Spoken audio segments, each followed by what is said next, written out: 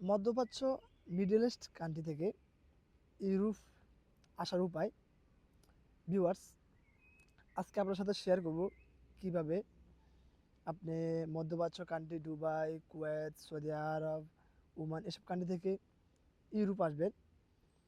আমি এই জিনিসটা নিয়ে অনেক ঘাটাঘাটি করতেছি, এমনকি করেছি, কারণ আমাকে অনেকে প্রতিনিয়ত মিডল ইস্ট কান্ট্রি থেকে নক দেয় কীভাবে তারা ইউরোপ আসবে। তারা ইতালি, জার্মানি, ফ্রান্স, পর্তুগাল এসব কান্ট্রিতে আসতে চায়। তাদের জন্য আজকের এই ভিডিওটি, চলুন শুরু করা যাক। তারপর আপনার থাকতে হবে ভ্যালিড কাগজ। আপনি যে দেশে স্টে করতেছেন ওই দেশের ভ্যালিড পেপারস। তারপর থাকতে হবে পাসপোর্ট।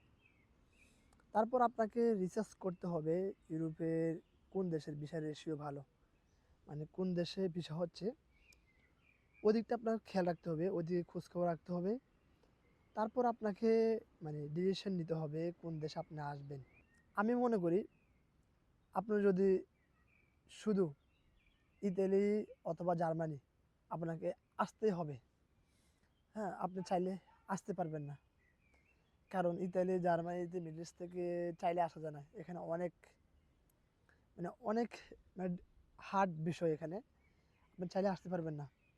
এখানে অনেক কিছু ব্যাপার স্যাপার থাকে।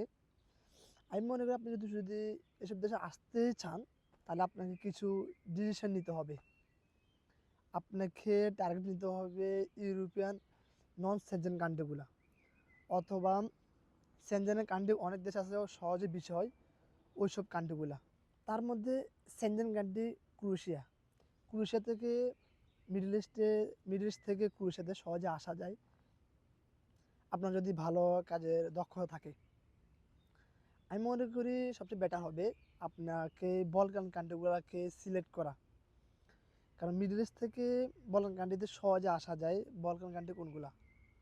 আলবেনিয়া, তারপর হচ্ছে সার্বিয়া, তারপর হচ্ছে মেসিডোনিয়া, মন্টিনেগর এসব কান্ট্রি, তারপর হচ্ছে বেলারুস। এসব কান্ট্রিতে আপনি মিডল ইস্ট থেকে যদি আসতে পারেন তাহলে আপনি সহজে আবার ইউরোপ মুভ করতে পারেন। ওইখান থেকে আবার আসতে অনেক ব্যাপার স্যাপার আছে, ওটা আপনার নেটে খোঁজখবর নিয়ে জেনে নেবেন। কারণ আপনার সহজে মিডল ইস্ট থেকে চাইলে সরাসরি জার্মানি, ইতালিতে আসবেন না।